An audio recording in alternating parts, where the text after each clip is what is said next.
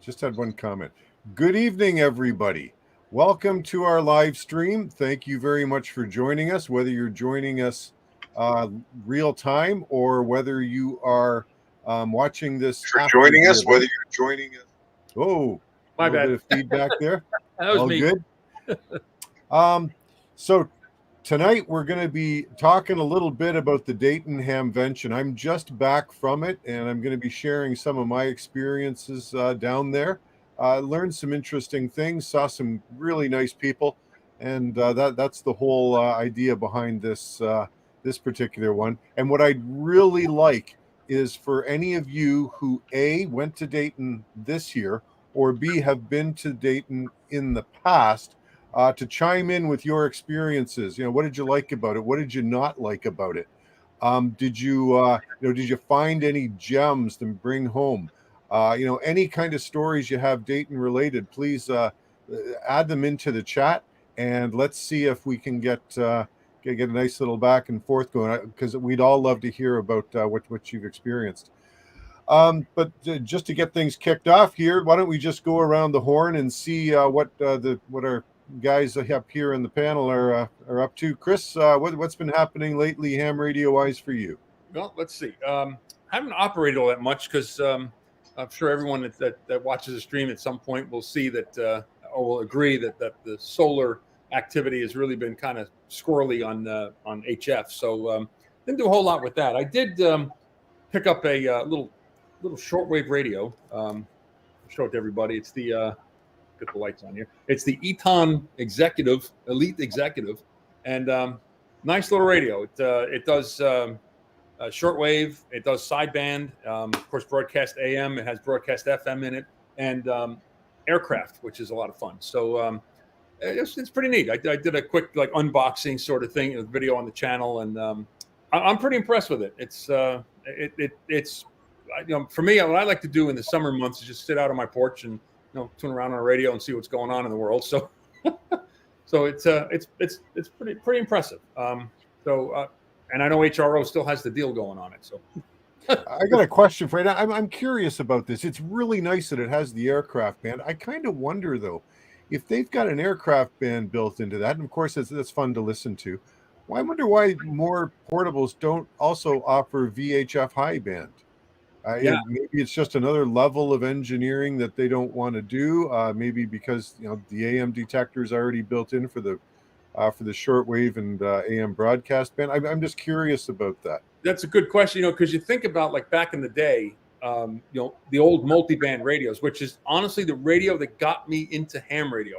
My mom got me when I was a kid. Got me this multiband radio, an AM, FM, and it had air and the VHF high and VHF low, right? All right. So I'm just listening to planes flying over all the time, right? And then I'd listen to taxi cabs and the weather radio, right, and all that stuff. But smack in the middle, because that was a continuous tune. Smack in the middle of that was 2 meters, and I used to pick up a local repeater, and I listened to those guys every night. I'd recognize their call signs, their voices, and everything else. That's what got me into ham radio, because one guy gave out his address one day, and I hopped on my bike. I rode over this guy's house. He had a tower mounted to his roof. And he invited me in, showed me the shack, and made a contact to Germany. And I was like, oh, this is great. So that was really what got the bug for me to get into ham radio. So one of those multi-band radios. This one doesn't have that. None of them really have that anymore. There's probably not a whole lot on that VHF high. Once you go past 2 meters, they used to be all you'd hear taxi cabs, you'd hear some other stuff. You don't really hear a whole lot there, except for weather. I think. Well, you got the weather, as you mentioned, marine band. If you live near a coast, I'm near the Great Lakes, and I do a lot of marine band listening with my scanner. What year? Trains, railroads. The railroads. There's some interesting listening on those channels. And I think you're right. They're in that area too. That's right, the 150 megahertz area. Yeah. Yeah. Listen, we got a comment here. So listen, and I wanted to address this one first. So N1 SCA came in, and I named this stream the Post Dayton Hangover stream, and that was a metaphor. So you folks don't know me, but if I have 2 glasses of red wine, I'm lights out. I'm not a big drinker, and I might drink 2 glasses of red wine one on a Friday night, one on a Saturday night, sort of thing. So it's all about metaphorically. So please don't think that I named it because I don't know. I'm I a don't hard know. drinker. I don't know. I think you better stick an AA link down in the comments now. Alcoholism is nothing to laugh at. Okay, don't be making jokes. It's a disease. Okay. No, I'm sympathetic to it. I just thought it would be a cute title and sort of play into the fact that holy cow, Hamvention is a lot to take in, and when you get back, it's like oh my gosh, it's a little bit like you've been through the ringer. Yeah. And I just wanted to show. So Stuart, check this out. So Stuart says I went for the first time last year. The energy of all the people was great. The crowds were a little overwhelming. Yeah, you know what, Stuart, you're absolutely right. A lot of people. Now, this is interesting. I heard this morning, I don't know how good the information is, that there's 40,000 people that attended this year. Wow. Now, it wasn't shoulder to shoulder, certainly not out in the tailgate section. And even in the vendor booths, it was still pretty good. The times I was in there, I'm sure it ebbed and flowed, and maybe I was just lucky with when I went in there. But I honestly expected it to be much worse, and I haven't been since 2004. So I was pretty happy about that. Okay, Tim, what's going on over in your side of the world? Hang on a second. 40,000 people. That's what I heard. Unverified. They average apparently 25,000. Okay, so every ham brought his extended family, I guess. Do you know how many licensed hams there are in the U.S.? I don't know how old the statistic is, but there's something like a million of them. Million, but that number's been questioned off and on. I know it's been going up though the past couple of years. I think the preppers and the guys getting their technician licenses. Yeah. Yes. And I've got I met a lot of hams from Canada there. So, we're adding somewhat to that. Not a lot, but we're adding something to the total there. And did you know the ARRL throws, am I right about, I better be careful. Somebody, maybe it's the Hamvention people, I better clarify that one, offer a free dinner to people who come in from out of country. Oh, really? It's on the Thursday night, I think it is. It wasn't that... I know people in Ohio put spaghetti on their chili dogs and stuff like that. I mean, it wasn't one of those. Really? No, I didn't see any of that. I might have tried it. Yeah, because I like odd food. God bless Ohio, but Ohio's a little strange. I mean, they call it like a cheese dog a coney or something like that. And if you get a bowl of chili, it's got like pasta in the bottom or something like that. It's odd. Oh, okay. All right. Yeah, I didn't see any of that stuff, but maybe I wasn't looking in the right places. Tim, what's going on over your way? Just busy, man. I don't know. I've been, making a lot of stuff, building a lot of stuff. I did here's something interesting. Somebody asked me for a linked end fed, which is something that I've been planning to do for a little while. And I was just going to do it. I was just going to do a 2040 linked end fed, right? Because in theory, on paper at least, you attach any half wave length of wire to a 49-to-1 matching unit, and you've got a half wave end fed, right? And end fed half wave.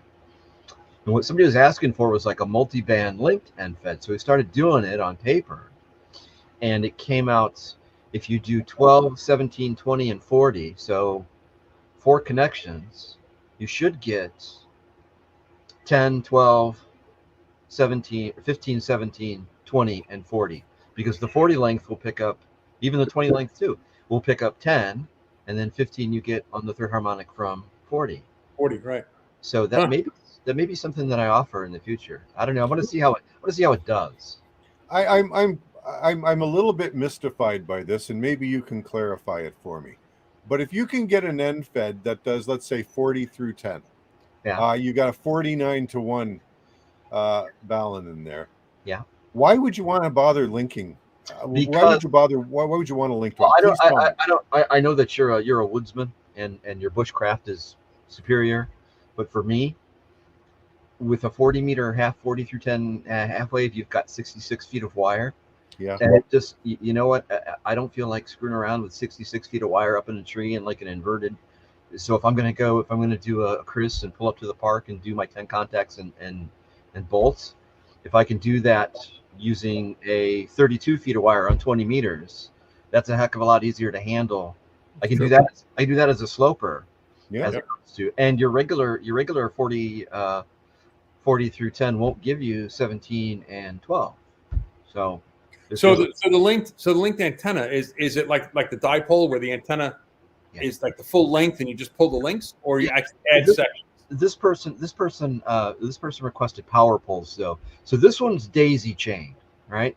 So theoretically you could throw up the whole 66 feet and then just pull your plugs and do whatever you want. In my mind, you just have, I would do the 40 for like an all day thing.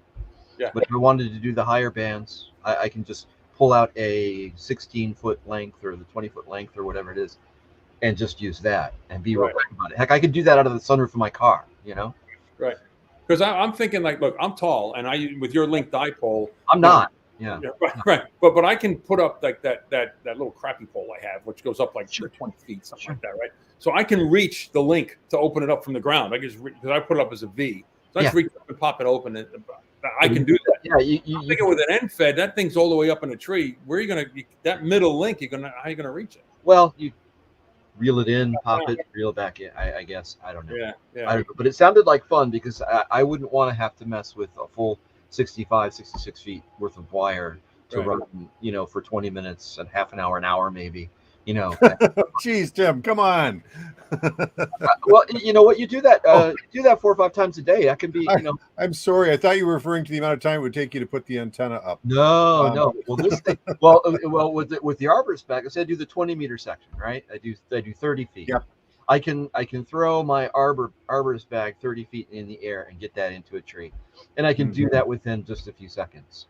So the quickest deployment that you've seen. Now to mess with that on 66 feet, having to judge an angle and then do an inverted V or something, or even as an L, if I throw it straight up, I get it 25 feet up in the air and then run out the other 40 feet and to a counterweight or something coming down. You have to think about that. And if you didn't have to deal with that, if all you wanted to do was work 20 meters or 17 meters or even 10 meters, you could do that. I'm sorry, 12, not 10. 10, you need the whole length. Now, did you mention that the individual had requested power poles be used to link the sections? Yeah. Because I see a problem with that. Well, hang on. The links are, you have the paraclips, right? So the two main sections are paraclipped together, and then you just have power poles coming down as the sections. Right. So there's no stress on the that's right. Yeah, right. That's right. But power poles are expensive. I'm presuming those little bullet connectors that I mentioned that to this person and they didn't care, so they paid a premium to have power poles. If it be something that I offer, it's going to be the bullet connectors, because that's just easy. Well, it just strikes me as a more secure connection. So with the power poles, did you use some kind of a heat shrink around them to keep moisture out? Nope. I warned him about that. Okay. All right. No, fair enough. About because he asked, hey, can I leave this out as a permanent setup? Yeah, you can. Just you want to make sure you're going to wrap your connections and keep water out of the power poles themselves. Yeah. No, absolutely. Hey, we got Joseph VE3GKT. Hey, Joseph. Hope you're doing well, my friend. Didn't make the Dayton this year in one of NJ7V's shorts. So Charlie, Red Summit RF. That's what I was talking about. I saw neither hide nor hair of Tracy at the show, but I didn't catch the short. I got a story. I'm going to tell you a little bit about that more. Thanks for joining us, Joseph. It's always nice to have you. When we get around to that. Anything else? So Tim, are you still dealing with that backlog of orders? I have a new backlog now. Oh, really? How did that come about?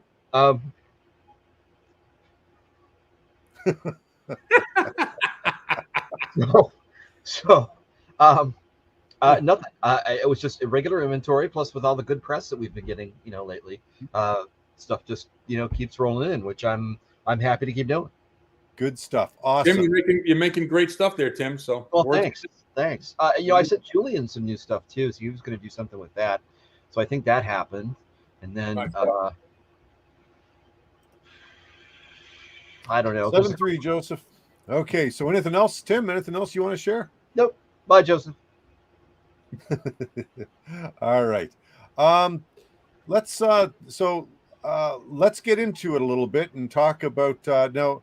There's all kinds of content out there about Hamvention, and I'm trying to take a little bit different approach to this. So let me just I'll just get my my screen going here, and we'll take a look at some of my slides. Please, anybody who's joined us in the past few minutes, if you went to Dayton this year, if you've been to Dayton in previous years, what did you like about it? What did you not like about it? Did you pick up any deals? Did you see anything that really blew you away? Just leave a comment, and we'll in the chat here, and we'll address it as we go through. So again, the post-Dayton hangover stream is more of a metaphor for just the exhaustion at the end of a few days. Now, by happenstance, anybody who knows me knows that I have a bit of a fetish for shelters, tents, that sort of thing. I love shelters.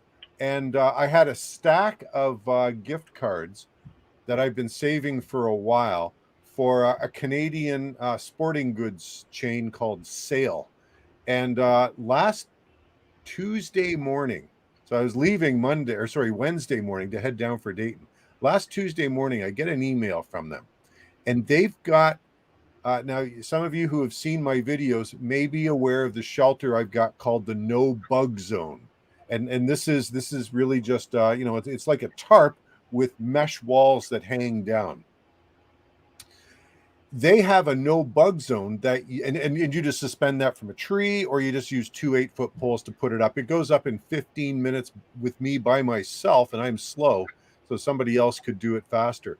They have Johnson Outdoors, Eureka has come out with a product which is a little bit more upscale and more designed for base camp type usage, whereas my no bug zone is more of a it collapses down into a small bag, so it can be used for backpacking, it can be used for canoeing, or as I often use it for car camping. But the one that's a model up is called the Screen House, and it comes with a metal frame. So here it is. Wow. Now, I want you to notice the white lines. This is in Dayton, and when you get a tailgating site, you get one of these squares. So you can see the white lines. That is one square. You can see that this no bug zone screen house shelter fits almost perfectly within one of those. There's a downside in that the sides that are the long side, that's where the doors are. The zip open doors are. There's one on the left side that you see here, and there's one on the right side. You're over the line there. No, I'm not. Look on what is my left. So you're seeing here? Your pole is on the line. The pole is it looks like it, Tim, but it's not. I'm having trouble keeping up with him when I was trying to hang around. But I'll talk more about him in a bit. So you've got 4 of these little blocks. So it's not like Charlie Brown at the Hamvention. It's definitely not like Charlie Brown. A lot. So you can see all these other ones, all these empty ones here. They eventually filled in. But the surprising thing to me is they didn't all fill in. I would say probably, I don't know, 85% of them filled in, but there might be 10 to 15% that wasn't filled. So that was kind of interesting. I had originally envisioned, well, maybe I'll put up an outdoors on the air sign or something, and then talk to people as they walk by. That didn't really materialize, but it sure gave us a great site to drop our stuff and sit down with lawn chairs, and we got a cooler in there to have a cool drink and get away from the sun. By the way, the weather was fantastic. It was a little bit on the cool side, certainly Thursday, but I didn't mind it a bit. And the weather, tiny bit of rain. Otherwise, the weather was terrific. So anyway, I wanted to show off my new shelter, and I'll be using that probably for field day. Field day, sure. Coming up next month. Yeah, nice. All right, so here's the gang that went down with me. We got Randy. This is my buddy. I've known Randy since kindergarten. VE3OZR. I don't know all their call signs. This is Mike MKX, so he was sort of the ringleader, the guy who made all the arrangements, who's absolutely passionate about ham radio. Comes down to Dayton every year, has for years and years and years. This fellow's name is Jim. That's myself in the background. We got a gentleman by the name of Sunil, and this would be Bill. Bill is MRX, VE3MRX. Great guys, all from Ontario here. Okay, now I don't know if you can see this, Chris. It looks like old gear. I thought you might be impressed in this. So this is, I know a lot of people were there walking by. Johnson Rangers. Yeah. He had them at $100, buy one, get one free. Wow. That's what the guy who had the tower on his garage was using when Chris was a kid. No. Nice though. That old EF Johnson gear. I can tell by the colors. Yep. Mm-hmm. So you bought one. These ones. Sorry, go ahead. So you bought one. Oh no, hell no. You kidding? The gas mileage on the way back with a couple of those in the trunk? At $50 a piece, though. I mean, how could you say no? I mean, very easily. I was such a good guy until the last day, but that's a story for later on. I was spending like a miser. I didn't have anything on my wish list when I got going. And when I went down there, that worked for me right up until Saturday. Okay. And of course you get strange things at Dayton, right? That you don't see anywhere. Anybody want a parking meter? That's funny. So if anybody watching this, let us know in the chat, what's the strangest thing that you've seen at Dayton or at any other ham fest? Ham fest, yeah. Because there is a bunch of oddball stuff out there. You know, my dad used to tell me when I was a kid that on Christmas Eve he was going to put a parking meter on the roof for Santa. I think I remember asking him where he thought he was going to get one. Now we know. Now we know. Go to Dayton. All right, let's go and take a look at the next one. So this was one of those military metal masts, and I'm still trying to wrap my head around the metal part. But this thing was a monster.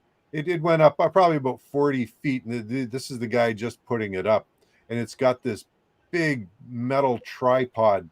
I can't imagine how much it weighs, and I can just imagine it's a bear to store and then actually get up. But the part I've never really been clear on is a metal mast for a wire antenna. You're gonna have to offset that wire somehow. It's going to be interactive at the top of the mast. Actually, that's what I use here. My mast in the backyard is the Army. It's the aluminum 8-foot poles, right? Are they telescopic, Tim? No. Okay, this one was. Oh, this was telescopic. Oh, that's cool. Yeah, but you don't have the when you put your antenna on it. It's not like you're tying it off with a rope or something, right? You're not really making a. Well, actually, what I did was years ago on it would have been Ham Radio Outlet, or it used to be American Electric Supply or Amateur Supply or whatever that was called. They had a thing that you could buy. It was an aluminum frame. It was 2 spikes connected with a crossbar, and it had a pivot. You know what I'm talking about? So you could have you could hammer it into the ground, and then you would whatever you wanted to use in the middle, you could take it down and then bring it back up, and then take it down and bring it back up. Yes, I remember that. Yes. Yeah. So what I did was I just strung a bunch of the military aluminum poles together. I tapped them on like 3 sides so you could screw them in so they wouldn't do this. Yeah. And put it in between that, and you can just let it down and bring it up. I put a pulley, like a flagpole pulley at the top, so I can bring stuff up and down. I haven't had that much problem with it, but I'm using dipoles that go off, so it's offset from the pole itself by 4 inches maybe. Oh, okay. Okay. A lot of interaction to it. So that's good to know. If it's offset only by a few inches, I did not know that would be a non-issue. But these, so you can see what the guy's doing at the bottom there. He's cranking it up, so it's actually got that mechanism built into it, so that it becomes pretty straightforward. You just crank the sucker up as high or as low as you want, and away you go. But to your point, Tracy, that's a lot of gear to just to hold the antenna. Never mind, like yeah. Well, that's the kind of thing you would have at like a talk or something out in the field when you're in the Army, and you have the commo set up there, and they've got an actual deuce and a half that they ring that stuff out in. So it's not like you're not gonna throw it in your Jeep. Right. Yeah. Exactly. Still cool. Some people. Sorry, go ahead. Still cool. Yeah, absolutely. So some people have a lot of fun with this, and here is N1DUC, and that is a duck in her wagon there, and she walks around the Hamfest with the duck in the wagon, and it doesn't run away. It's extremely well behaved, and it's just one of those cute things that it's kind of nice to see people having fun with. She was a big hit on Twitter. Is everybody got their picture taken with the duck. Yeah, I'm sure she was. I thought the duck was fake, but no, it's real duck. Yeah. So we went to the 4 Days in May event on Thursday evening, and anybody tells you QRP is dying needed to see this shot. So that's a conference room inside the hotel where this is being held. Now, I mentioned earlier that Hamvention wasn't jam-packed. This conference room was jam-packed, literally jam-packed. I mean, this is the shot, just people standing just outside the room just to get a little bit of shoulder room, because as soon as you walked in, it was wall-to-wall people. How'd it smell? How'd it smell? Right. Actually, really. Oh, okay. So stuff you won't hear anywhere else. There's like Brute 33 and Bro Cream in that place. Good luck. Jeez. Bro Cream. Stuff you won't hear anywhere else. The men's washrooms. I'm not talking about the porta potties. The men's washrooms, virtually odor-free. Amazing. And there was always a lineup for the stalls and whatnot, but virtually odor-free. I was very impressed. And that's with them serving Hamfest food. Yeah, that's right. Yeah, that Cincinnati chili or whatever it is. I mean, so is this part of that QRP ARCI group? Is that what that's from? Yeah, this is their event, the 4 Days in May. Are you going to go into? Are you going to go into this some more, or is? So this was a bit of a sad thing for me, and I'll show you a little bit more as we move through the photos, and I'll explain what I mean by that. But very exciting. Let's go into the room. The first table I came up, and I've got this mislabeled. I've got U-bit-X. I believe this is called an S-bit-X, and it's an HF rig that's made in India. Oh, that's cool. I was really impressed with this. This fellow here, he's not selling them. He was just demoing it, and he did a heck of a job. I'm sorry I didn't get his call sign, but very knowledgeable about it. And I stood there and I chatted with him for 10 minutes of it because I was fascinated by this box. Now, it's selling for about $500 US, so it's not inexpensive. Right. But it looks like it has a pretty straightforward graphical user interface on it with a touch screen. I like the metal box. What was that, Tim? It's a touch screen, it looks like. Yeah. Yeah. Okay. Yeah. It all band rig, like in terms of 160 through 10 in all modes. I don't know if it does 6, but just a really cool looking rig with a lot of functionality built into it. And of course it's, I think it's got the fish finder and everything else on it. So fascinating product. I really thought that would make a cool portable rig. It's the S-bit-X. Right. And it's at hfsignals.com. That's hfsignals.com. And it's $299, but you got to buy a Raspberry Pi. It looks like it's a kit. Fully assembled $499, but they're out of stock. Yeah. Yeah, that looks cool. That looks like something I would want. Yeah. And I do like the made in India versus the made in that other place that will go unnamed thing.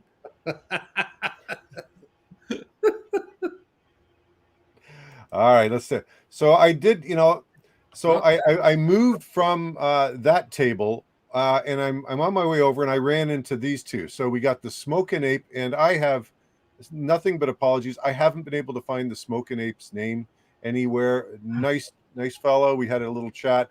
Mike VE3MKX. So of course he and I have gone back and forth with comments on our respective videos over the years since he was up in Michigan. Really nice to put to have that face to face with these guys. Yeah. So let me go back. So right after this, I turn around and there stands Charlie from Red Summit RF and Brian, all W7JET, also with Red Summit RF. They do their streaming. You know what? I was so happy to see those guys. It was great to meet them. And I'm having a nice chat with him, and all of a sudden I get a tap on the back. And it's one of the guys. We had come in a car with 4 people. And one of the guys was saying, we're leaving now. And it's like, you kidding? I just got here. I've barely had a chance. I'm meeting some nice people. This is a very cool event. And the one guy was really burned out, had a long day. So we bailed. It's like, so that was all I got to see of this particular event. But I did get to meet these guys, so that made it worthwhile. Okay, so Chris, I did take some shots of some classic gear for you to take a look at. I will say I came away rather from Dayton with the impression that there's some guys, there must be a lot of guys out there who are babying their old gear. They're really taking excellent care of it. I saw more high quality stuff that looked almost as if it had just come from the original packaging. That's 40, 50, 60 years old. Just really impressive. Nice.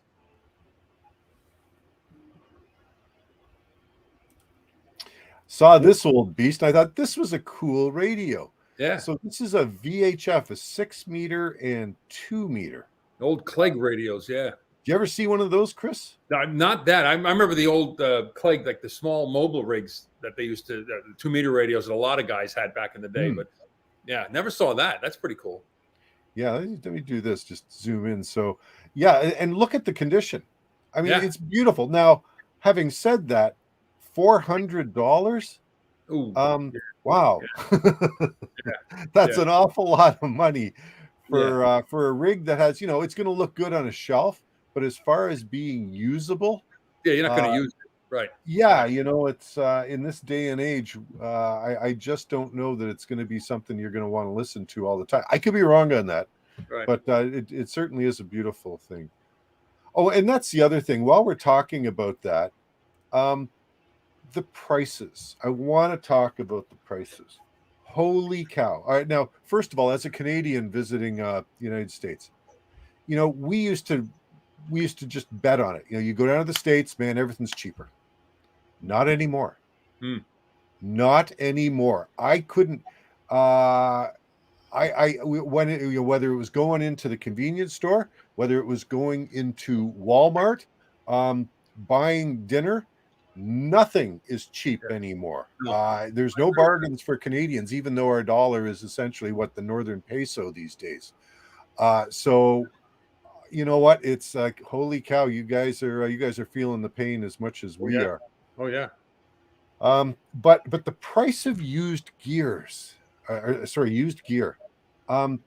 people were asking an enormous amount of money for and here's my pedestrian stuff.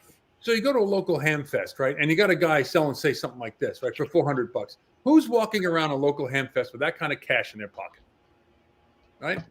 I mean, if you're going to go to Dayton and you're going to walk around the tailgate area for a couple of days, you have a couple $1,000s in your pocket. Yeah, which is yeah. I don't know if many people are going to walk around that kind of money. Well, there's always PayPal. There is, yep. And you could use Bitcoin if you wanted. Yeah. I don't walk around with $400 in cash in my pocket. Yeah. You Now know? I never do, but for Dayton I did. I had exactly $400 US in my wallet. Oh, take a look here. There you go. Kilroy. Yep. I won't go to Hamfest anymore because people want big bucks for used junk. Better off spending the extra 10 to 20% and buy brand new. That's a very valid comment. The number of, you know what I saw a lot of, it seemed 706 Mark II Gs. Oh. And people wanted $600 to $700 for these things. Wow. You know, that radio was what, 30 odd years old? Yep, it was in the 90s. Okay. And you know, geez, I don't get it. I just don't understand where the value is. I know it's a multi-mode VHF UHF, and that's a big part of it. But yeah, and by the way, yeah, but you're right. That's a lot of money to spend on that. Well, but these rigs were not in stellar condition. They had obviously been pulled from mobile units, and they were looking a little rough. Yeah. You know, if you're going to spend that kind of money on something like that, it had better be pristine, in my estimation. Okay, well, let's think this through. Okay, so somebody's going to take their stuff to a Hamfest, and let's say they came from, I don't know, Texas, right? So there's the expense of dragging it all the way up there. And then you got to consider supply and demand. Now, we just talked about there were 40,000 people here at the Hamfest, and that there were X many hams that have been going, you know, the numbers have been going up with preppers and things like that, trying to get their gear. So it's a question of supply and demand. I mean, if you've got an ICOM 702, or was it the Mark G? 706 Mark II G. Mark G. Okay, I had one once. I bought it for like $400 on eBay, though. That was 10 years ago. You've got inflation. You've got supply and demand. I've got $500 to spend on a radio. I could go with this cheesy Chinese thing. Or, you know, there's all these guys on YouTube telling me how wonderful the 706 Mark II G is, you know, but here it is at a Hamfest. I don't have to wait for it. I can see it, you know, I can take it. So there's a premium attached to it too. So let's assume that normally on eBay, if you went and looked one up, you could get one for between $4 and $5. At Dayton, it's going to be $100 more, right? Mm. Honestly, the guy may have built some haggle room in his. Was he sell it? I mean, did he sell it? Oh, I don't know. These were just all in passing, right? And I saw many of them. Because for a new ICOM, what are you going to spend? $1,500 by the time you're done? Well, ICOM doesn't have a mobile unit, you know, that form factor that does VHF, UHF, does all bands anymore. Am I wrong about that, guys? I don't think they do. ICOM's not my thing. I don't know. I don't know. I don't know if any. First of all, I don't think ICOM. Does ICOM make anything in that form factor anymore? I don't think so. And there are no more 817Ds, right? So right. Well, that's QRP.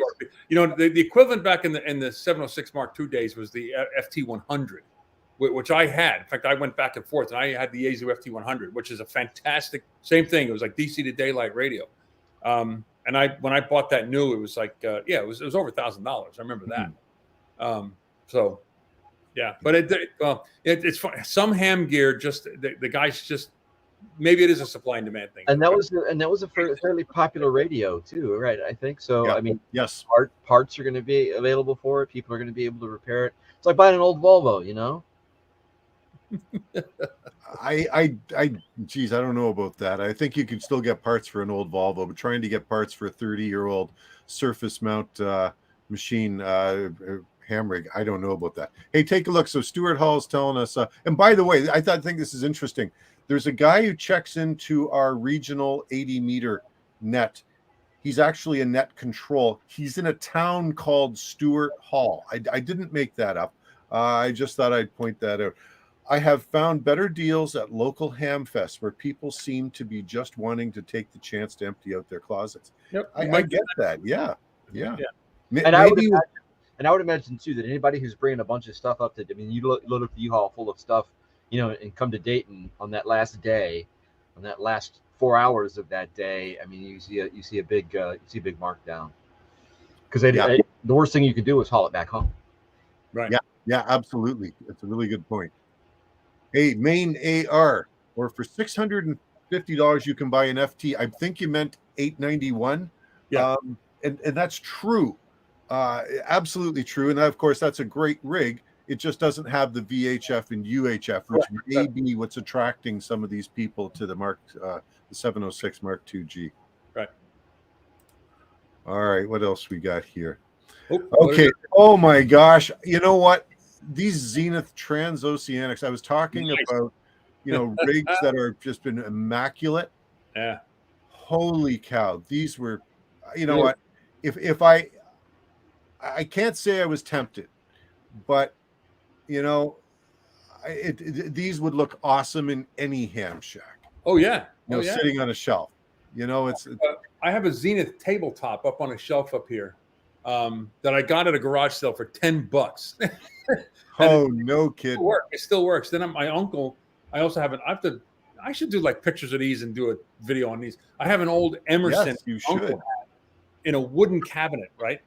And it doesn't work, but I've honestly been tempted to try to like restore it and make it work. But old, but they're tabletop radios. They're not like these things. But, yeah, no, wow. It's just, and these were, and of course, just as we were talking about, these guys didn't want $20 for these. Oh, no. These were hundreds of dollars. Yeah, sure.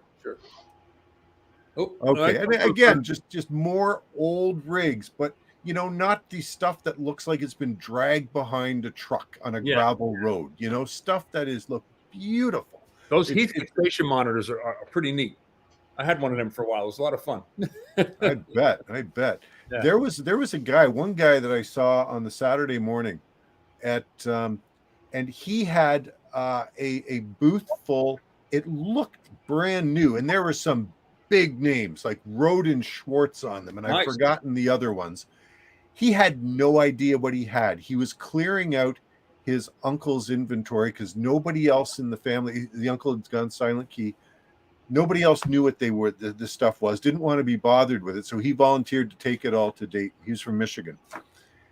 And I have no doubt that somebody who really knew what that stuff was, I have no idea, and I've got absolutely no use for it, could walk in there and, for a song, get some amazing test gear. Yes. So there's stuff like that.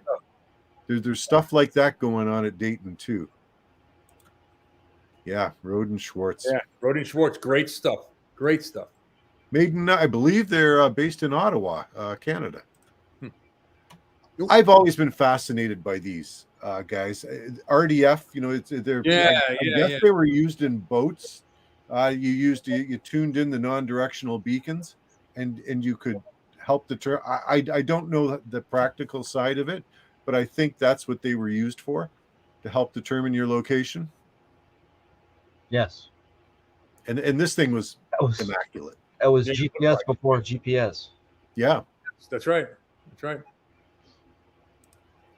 Okay. So you see a lot of cars that have antennas on them, but this one took the cake. You can't even count them. Let me just zoom in a little bit on the photo here. Look at this thing. So yeah, this like the big guns we were talking about on the last stream. This guy, he's got it all. I imagine that's what Tim's car looks like. Huh? Isn't that what your car looks like? No. Oh. I don't have any of this on my car.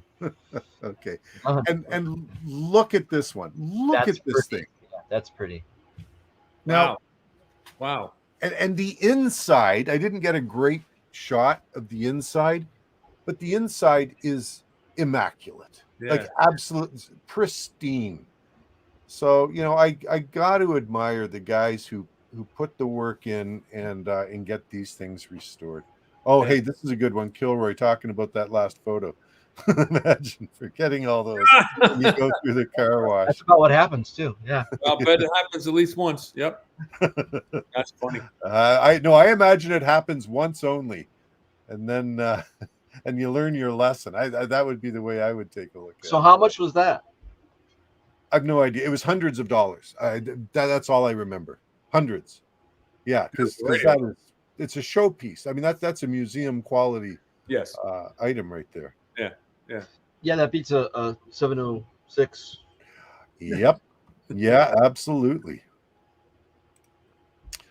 And here's another transoceanic, just, just a different table. It's just absolutely pristine, just gleaming. Yeah. And the teletype machine. That would be cool. Yeah. Early days of RITI there. Yeah, it had 2 tapes in it, or 2 paper. You put the paper up here, and then you had the little ticker tape type paper down below, a spool of it down here. And then we met Kristen. So this is the lady with the antenna on her head. KB3OQV, very pleasant lady. She was walking around. Everybody wanted to get their photo taken with her. Very nice.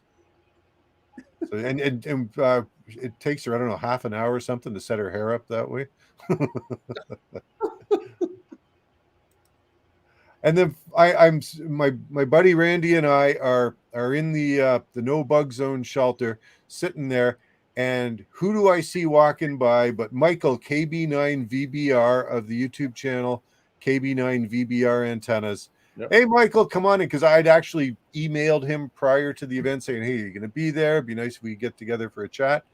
And so he and his wife Chris, they came in, sat with us for 20 minutes or so, and we had a great chat. Nice. Now, I think you're going to like this, Chris. Check out the deal that Chris got herself. This is a very cool radio. Okay. This is a Conelrad radio. Now, Chris, you know what Conelrad is? No. So do you remember they used to put the logos on the dials, CD? Yes. Yeah. Civil defense. Right. So apparently Conelrad was a supplier of radios for that. If you take a look on the left-hand side of that radio, that's the AM broadcast dial. Over here on the right-hand side is a meter, and the meter reacts to static that you get. And according to how the meter moves, it's an indicator of bad weather. So apparently, if a tornado is nearby, the needle moves in a certain pattern. And if there's going to be bad thunderstorms, it's going to move over into the red zone, just based upon the static coming through. This is what a cool. I had no idea something like this ever existed. That's pretty cool. Absolutely. Don't make radios like that anymore. No, they sure don't. Okay, we're getting down to the end of my photos here, and take a look here. Kilroy, I wonder how accurate the weather needle actually was in practice. I don't know. That's a great question. Well, it doesn't look like the technology's survived, so maybe that's an indicator. Yeah. Yep. Yeah, good point. More. That's true. Although okay. I remember when they sent one of the Voyagers or one of those things up to Jupiter, and they wanted to try to get into Jupiter as far as they could, and they literally installed a simple, cheap transistor AM radio to pick up lightning crashes. That's how they did it. Interesting. Yeah. Isn't that interesting? Yeah. Okay. So that was on Friday. Friday night, I'm talking to my buddy Randy, VE3OZR, and I'm saying, Rand, I'm burned out. I've done it. And when I talk about the post-Dayton hangover, what I'm talking about is my legs feeling like they're about to fall off. On Thursday, I put on something like 16,000 steps. On Friday, 17,000 steps. I said, Rand, I'm done. I've seen everything I want to see. And we didn't have a hotel reservation for Saturday night, so we were going to leave on Saturday anyway. So maybe we should just head out. He says, well, I might be good to go and see tomorrow, because we knew that there are people that are going to be setting up tailgates that aren't there on the Friday. They can't get the Friday off work, but they're going to show up on the Saturday morning and they're going to show stuff. And we knew that not all the slots were filled, as I'd been talking about earlier. So I said, well, okay, you know what? Let's see how we feel in the morning. We're going to get a good night's sleep. The previous 2 mornings, we were up at 4:30 because we wanted to get there before, so we wouldn't have to wait an hour and a half in line, which is what it was mentioned to us by Mike VE3MKX that, hey, that's what happens. If you don't get up and get over there right away, you have to wait in line with your car for an hour and a half. So I don't want to do that. So we were getting up at 4:30. So 2 straight days of that. I said, Rand, let's wait until Saturday morning and we'll decide if we're going to go into the Hamvention or not. So get up. I said, Rand, how are you feeling? He says, well, it might be kind of nice to go to the Ham. Okay, so okay, let's do it. So we got over there. Now, at this point in time, I had mentioned earlier, I had taken $400 US with me, and they were all still in my pocket. Ha! And I'm thinking, man, this is good. You know what? I didn't need to spend the money anyway. Nothing's really jumped out at me. And wouldn't you know it, within, I don't know, 10 minutes of getting there, we were talking to a nice fellow. His name was Kent, a retired doctor from New York. And he had on his table an SGC SG 2020. This is a 20-watt radio. Look at the box on the top here. This is a 20-watt radio. Consumes about 450 milliamps on receive. Mm-hmm. It's built to a commercial-like standard. I mean, you've got rubberized knobs here, rubberized buttons. Tim, this is the one that you were mentioning last. We were talking about this last stream, weren't we? Yeah, absolutely. See, right? And you were saying, man, that is such a cool radio, and I was agreeing with you. Yeah, good for you. So I want to tell you. So I want to tell you a bit of a story here. So you got the tuner too, right? Sorry, you got the tuner too. So that's sort of baked into the story here. So let me just tell you. So we're talking to Kent, and I'm looking at this thing, and it is beautiful condition. It's in, you know, there's no scratches on it. It's in really nice condition. He's selling it for a friend of his. Price that was on this SGC 2020. That's not with the tuner, just the unit itself. Was $350. So I told Kent, I said, hey, Kent, you know, I want us to part as friends. So what I'm about to say, please don't take it personally. Yeah. Please don't take it personally. I said, will you take $200 for it? And Kent said, you know what? I'm selling it for a friend. I really can't. The bottom, as low as I'll go, is $300. So I said, okay, fair enough. You know, I get it. All I can actually offer you on this one is $280. And he said, well, if the guy's upset that I sold it for $280, he says, I'll just give him the extra $20. So yeah, sure. So I walked away with it for $280. Has the book, has the manual. These things even shipped with blank QSL cards with a picture of the SGC SG 2020 on it. You know, everything in the box except for the original mic. Go ahead, Tim. Wait a second. So it was the radio and the tuner that was for sale? No, just the radio. Tuner is part 2 of the story. But they weren't being sold as a set. He was willing to split them up. No. He only had the rig. Oh, okay. Tuner is part 2 of this story. Okay. All right. So we made the deal of $280. Now, the only thing that wasn't in there that I needed was a microphone. What was the original stock microphone? Instead, what he had in the box was this thing. This is a Shure microphone. This is a commercial quality microphone, and it was part of the deal. You know, it's like when I first looked at it, I thought, oh my gosh, he's got an old crappy microphone in there. But when I got it home and I took a look at it, this thing's in great condition. That's metal. It's like a bonus. And by the way, this rig is compatible with Kenwood 8-pin hand mics. So they made it standardized that way, which means that even though SGC apparently is no longer in business, Right. you can still get a replacement microphone for it. All right. So now we get, so we shook hands with Kent. I thanked him profusely. Randy says, well, now we got to find you the matching tuner. And I said, Rand, forget it. You know, these things are scarce. You're not going to be able to find it. We're walking up and down. We're walking up the next aisle. And Randy looks over and says, is that the matching tuner? Another guy's booth. And I go over and take a look, and I see this thing, and it's like, what is that? You know, I'm taking a look at it, and I'm thinking, it doesn't say tuner on it. It says Mac 200. It's got all these buttons. It's got meters. I don't know that it's a tuner, but they had the little manual sitting on top of it. And the guy wanted $125 for it. Oh, you're $5 short. Well, no, hold on. So my buddy Randy, Randy is he is a blood brother to you, Tim. He knows the value of $1. Oh dear. And Poor he guy. negotiates everything. So I said, Rand, you got this one. I'm not going to spend anywhere near $125. Yeah, go see what you can do. And he was up for that challenge. So he's schmoozing the guy. And next thing I know, Randy's saying, will you take $55 for it?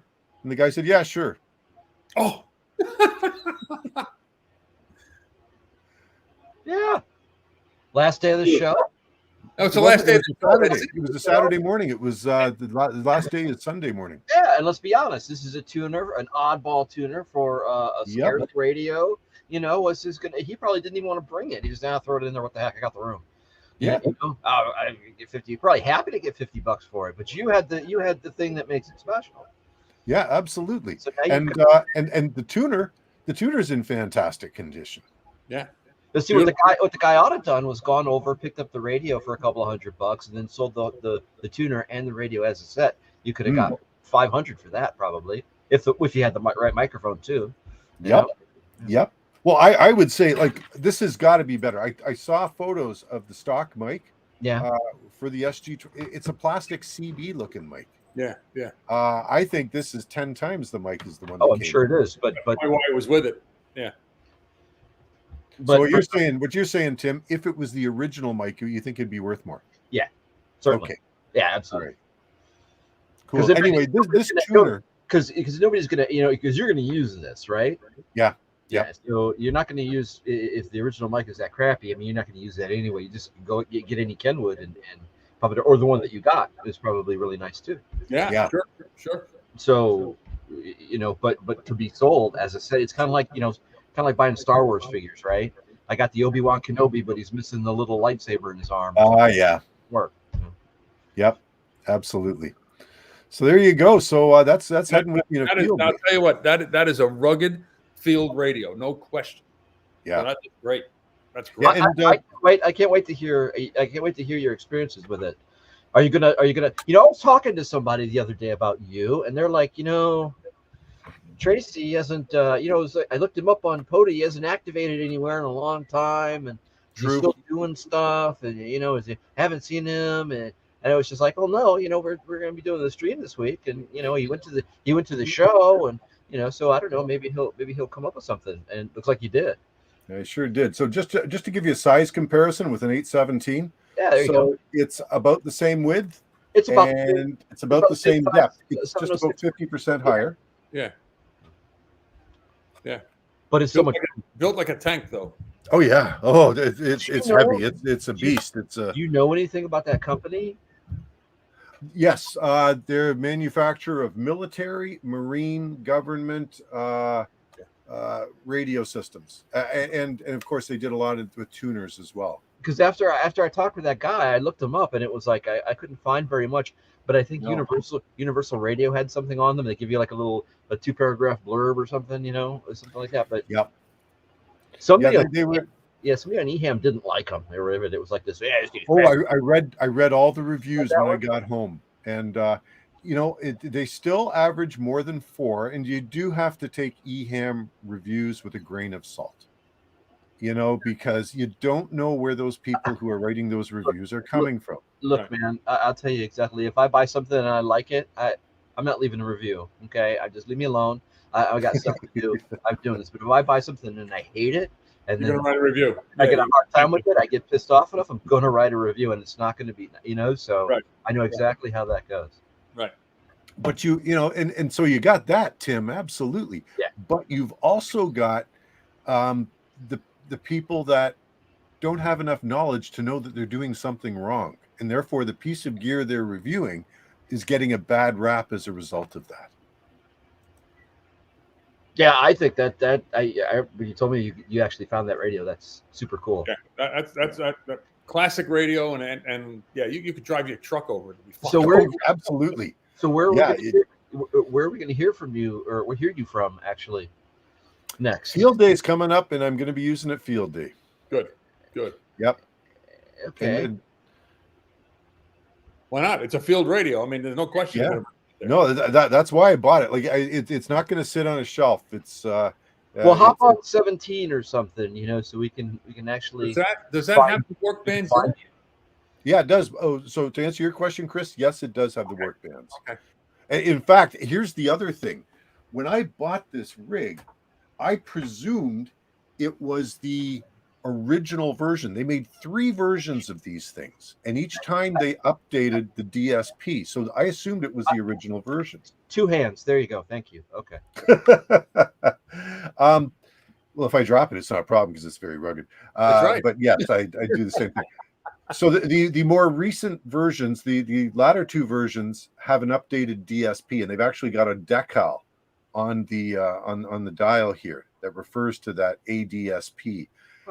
This, and it wasn't until I got it home, so I'm thinking, okay, and I'm reading the reviews. Okay, you know, people still like the one that didn't have the updated DSP. It wasn't until I got home, and I took a look at the sticker on the back. Well, this one says it's been updated. In fact, Kent told me that the owner had sent it off to SGC to have them fix the audio, is how he put it.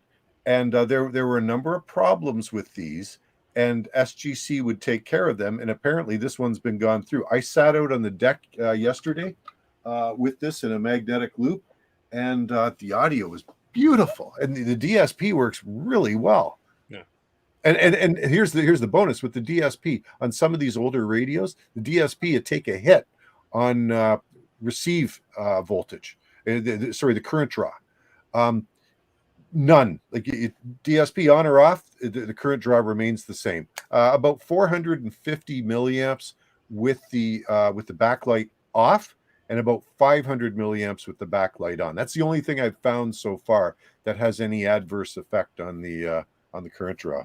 Well, that's half as much as your was it your 897? 891. 891. Yeah. And your the 817 draws about 350 milliamps. Yep. The 897 about 600. And your 991 you took out in the field, 1 amp. The 991, the lowest I could get it down to is 900 milliamps. Okay. Yeah. So 20 watts versus 500 milliamps is probably the best ratio that you're going to work with there. Yeah. Yeah. Well, and given the fact that I only ever run 20 watts when in the field, you know, it's more. Oh, by the way, the final transistor section of that is rated for 40 watts. Oh, okay. So when you go and run 20 watts on it, you're not maxing out. You know, Right. it's not like running one of the other rigs at full power. You should back it off to give them a little bit of breathing room. These things are just loafing at 20 watts. Beautiful. Well, Right. it's a G90 before there was a G90. What's that? Was a G90 before there was a G90? Yeah, that's 20 right. years earlier, 30 years earlier. That's right. Yeah, Yeah. completely different experience, of course. And I know there's going to be people out there saying, dude, how much money did you spend on that? You could have bought a G90 or a 6100 for another $100. You know what though? A G90, you drop it, you must just throw it out, right? I don't know. Yeah. It's not as rugged as the SGC, no question. Yeah, but it's, Well, it's Play with it's, it. You're gonna it's a completely different operating experience. but it's cooler. I mean, you can ride up to the you can ride into the bike show, on a Harley, or you can ride up on a, Yeah. one of those new ones, a Honda or something. Yeah. I don't think good so. point. Yeah. Good Well, point. you're gonna that's going to work great on field day. You're going to have a lot of fun with that. I hope I think so. Yeah. Good. if we can find him. Yeah, well, I'm putting up I'm putting up an N9 SAB antenna. So you should. Really, I was going to ask you what antenna you're going to use with that. I was going to say, boy, that sure looks like, you get a big Buckmaster or something and hang it up there. Why would I not use an N9 SAB antenna? I don't know. They've worked well for me in the past. I don't see any reason to switch. Don't you want something new, though? I mean, to inaugurate your new radio? Is my friend Tim going to suggest one for me that I can try? Because I'm open to suggestions. You've tried them all, I think. Yeah, pretty much. I keep bugging you about the Get some mileage on them now, though. So I don't know. Oh, they're rugged. I know. And I take care of my stuff, right? So they're going to be around for a long time to come. But bazooka, man, I would not turn down a bazooka. We talked about that, though, right? We did. We just talked about the bazooka. I know you had to do it with some kind of coax or something like that. It's not portable friendly. It's not park friendly. It's not travel friendly. You want something. I think you should try that. You've got the tuner. I think you should try the G5RV, but that's just me. An N9 SAB G5RV? Yeah, the mini G5. I agree. Yeah, I think that would be cool. A little bit of. I agree that it's actually a good antenna for portable operation, because you're not going to cause the RFI that you might with when running it in a suburban shack. You can hang it low.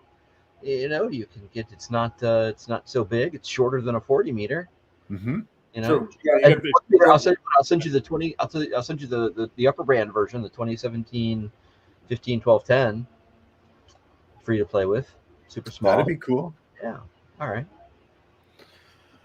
All right, gentlemen. You know what? We're past the top of the hour, but it's been a good hour, fun conversation. Any Chris, closing thoughts on it? Well, it looks like you had a great time out there. Yeah, I did. So I really did. I've never been, and one of these years I'll get out there. But it looks like you had a good time. That's fun. That's good. Well, it would have been nice to have my 2 U.S. pals come with me, but we'll find another way to get together, guys. Yeah. Tim, final thoughts? There's no way I can follow that up. I can't go on after Elvis. There's just nothing. There's nothing left. So this was an unusual date for us. We try to go with the third Thursday every month. We couldn't because I was away. So thanks to everybody who tuned in. Really appreciate that. And if you're watching this on after it's all happened, then thanks for watching there. Next month we're going to do a field day. Look for us on the third Thursday at a normal time slot of 8 o'clock Eastern. That would be 7 Central and 6 Pacific. 6 Mountain. Sorry? 6 Mountain, 5 Pacific. 6 Mountain. Thank you. 6 Mountain, 5 Pacific. Oh, hey, Kevin. All right, Kevin. Yeah, it would have been cool to see you there. Sure would have been. And hopefully you do get out there next year. It's a great experience. Yeah. Check out Kevin's channel, K0KLB. Yeah, that's if you haven't watched it. We're trying to. We never hooked up with Kevin. I wanted to do that. The Friday night, on the Friday night. Friday night QRP. Yeah. What's keeping you? I don't know. Stuart Hall says, "Thank you, gentlemen. Thank you." So I'll try and get you. I'll try and get you your antenna for field day. You can do something with that. That sounds fantastic. Thank you. So what else was I going to say? Oh yeah. Be sure to check out Chris's channel, Kilo 2 Charlie Juliet Bravo Radio. Link is in the description below.